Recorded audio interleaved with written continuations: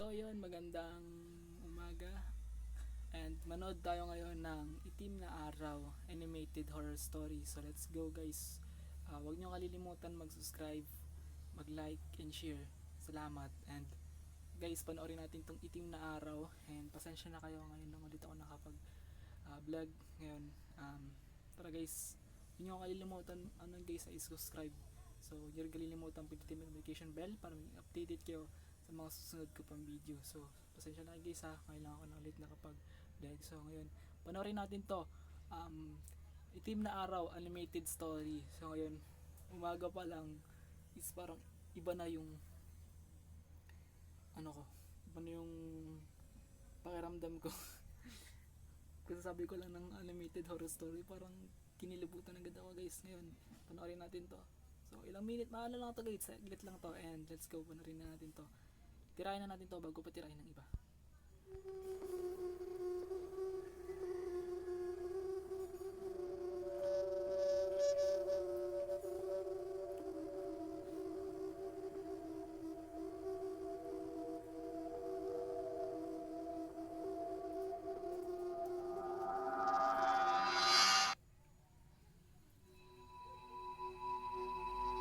Ibabalik din. Hindi mo lang pamagat, ibabalik din.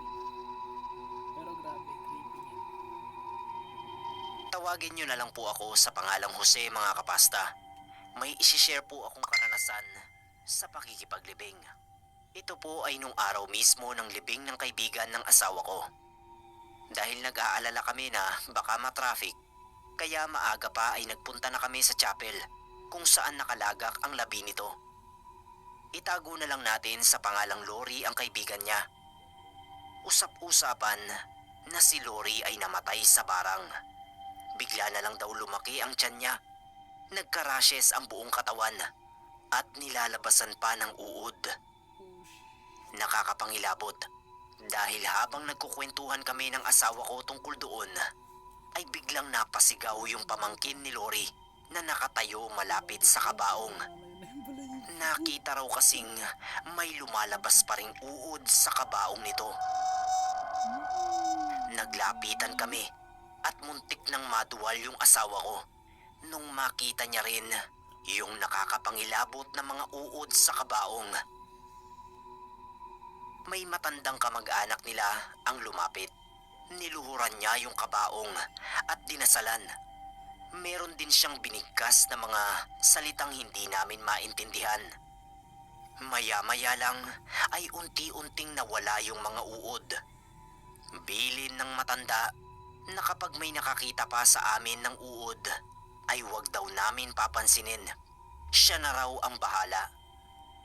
Nung nasa sementeryo na kami, ay mas lalo kaming nagimbal. Dahil doon talaga naglabasan yung napakaraming uod. Ang sabi ng matandang kamag-anak nila, kung gaano raw karami ang nakikita naming uod, ay ganoon karami ang uod na pinasok sa loob ng katawan ni Lori ng mambabarang na siya nitong kinamatay. Habang nililibing si Lori, ay sige ang dasal ng matanda at pag-oorasyon. Tila ba inuutusan nito ang mga uod na bumalik sa kanilang pinanggalingan. Nakaramdam talaga kami ng takot dahil bago tuluyang isara ang nicho ni Lori, ay tuluyang nawala yung mga uod. Narinig pa namin ang binitawang salita ng matanda na hindi man daw nito naligtas si Lori noong nabubuhay pa, ay titiyakin daw nitong ibabalik sa may gawa ng barang ang mga uod na pinasok kay Lori at ito rin ang siyang kikitil dito. Nagkatinginan kami ng asawa ko. Hindi namin akalain na totoo pala ang mga ganoong bagay. Pero dahil sa pangyayaring yon na nasaksihan namin, ay mas higit kaming napalapit sa Panginoon.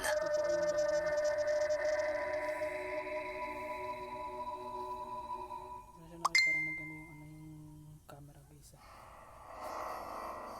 Strangher. Pasensya na sa mga guys. Magandang gabi po, Sir Neb. May karanasan din po akong hindi malilimutan tungkol sa estrangherong dumating sa mismong araw ng libing ng pinsan kong si Luis. Ako nga po pala si Michael.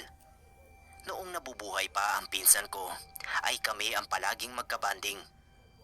Kaya kilala ko halos ang lahat ng mga taong naging bahagi ng buhay niya. Aksidente sa motor ang kinamatay ni Luis. Lahat halos ng kakilala, kaibigan at kapamilya namin ay nakadalaw sa burol niya. Lahat sila nang hihinayang dahil napakabata pa ng pinsan ko. 28 pa lang siya at wala pang sariling pamilya. Noong araw mismo ng libing niya ay isang babae ang dumating. May itsura naman ng babae. Pero lahat kami ay nagtataka kung sino yung babaeng yon. Dire-diretso siyang naglakad patungo sa kabaong ni Luis. Formal lang ang mukha niya. Walang ekspresyon. Ako ang naglakas loob na lumapit at nagtanong sa kanya. Ang sabi niya, kaibigan daw siya ni Luis at Nadine ang pangalan niya. Sa palagay ko ay hindi totoong pangalan niya ang binigay niya at hindi rin totoong kaibigan siya ni Luis. Kasi kilala ko lahat ng kaibigan ng pinsan ko sa sobrang close namin. Lalo bang naging palaisipan sa isip ko yung babae nung meron siyang sabihin sa akin. Sabi niya, binalaan na raw niya si Luis pero hindi raw ito nakinig sa kanya. Bukod sa sinabi niya, ay mas kinabigla ko at kinatayo ng balahibo ko yung pagtawa niya ng impit na para bang tawa ng isang demonyita. Ngisi na yata ang tawag doon. Nakakatakot na pagngisi. Yung pigil na pigil.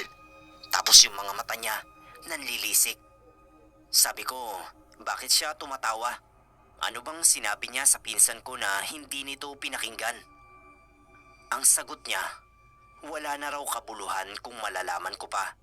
Dahil nga wala na si Luis. Pagkatapos ay tinalikuran na niya ako at nagmamadali na siyang lumakad palayo sa amin. Gusto ko siyang habulin pero pinigilan ako ng isang kamag-anak namin. Tumulong na lang daw ako sa pag-aasikaso sa paglabas ng kabaong ng pinsan ko para sa libing niya. Hanggang ngayon, Sir Neb, ay nananatiling palaisipan sa akin ang estrangherong yon sa libing ni Luis. Nagawa kong i-open ang account ng pinsan ko sa social media. Pero wala akong nakitang Nadine doon. O kahit na kahawig man lang ng babae na nakita ko. Inisa-isa ko talaga yung mga kaibigan niya doon. Ang hindi ko talaga makalimutan ay yung nakakapangilabot na pagngisi nito sa harap mismo ng kabaong ni Luis. Naniniwala ako, Sir Neb, na may kinalaman yon sa nangyari sa pinsan ko. Pero sa ngayon ay hindi ko talaga alam kung ano ang gagawin ko.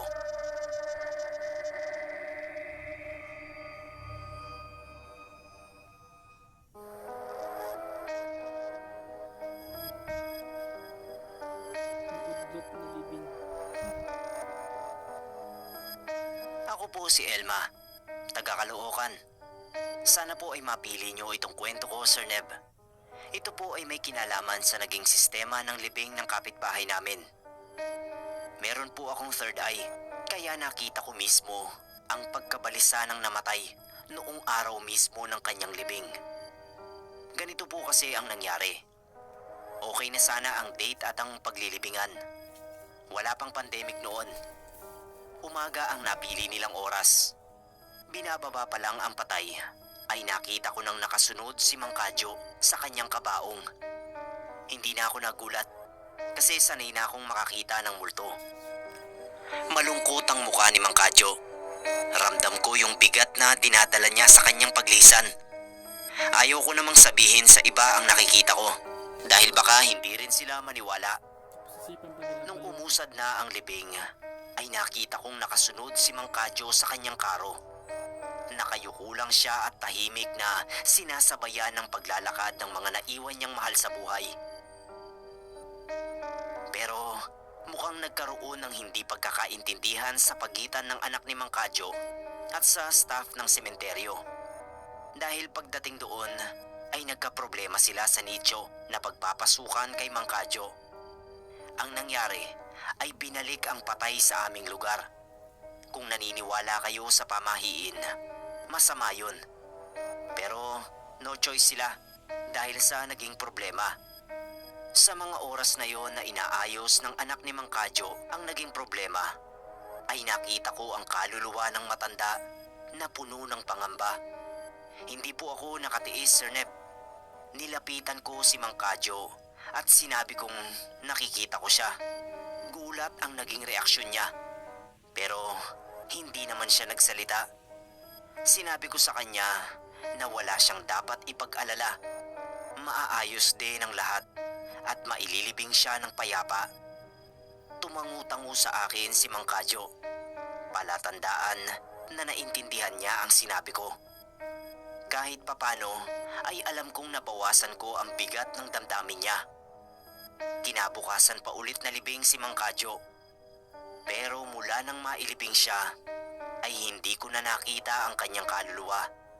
Hindi ko alam kung saan na ito nagpunta. Pero ang karanasang yun ay mananatili sa isip ko. Kahit sanay na kasi akong makakita ng multo, ay unang beses ko palang yon na sinubukang kumausap ng tulad niya.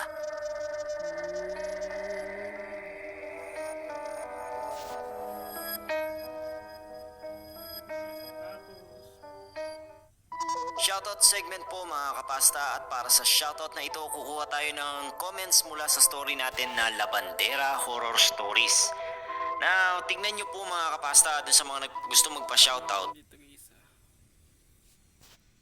So dyan po kayo Baka may story pa guys. sa mga pamangkin ko, Paul, Trixia, Tintin, Gab-Gab, and pinapabatian ni Ma'am dito na rin siya, Okay. 7 years old from So ayan, maraming salamat sa panonood ng video. Huwag niyo kalimutan mag-subscribe guys ha. Yan, so salamat and sana supportan niyo pa ako guys. Maraming salamat.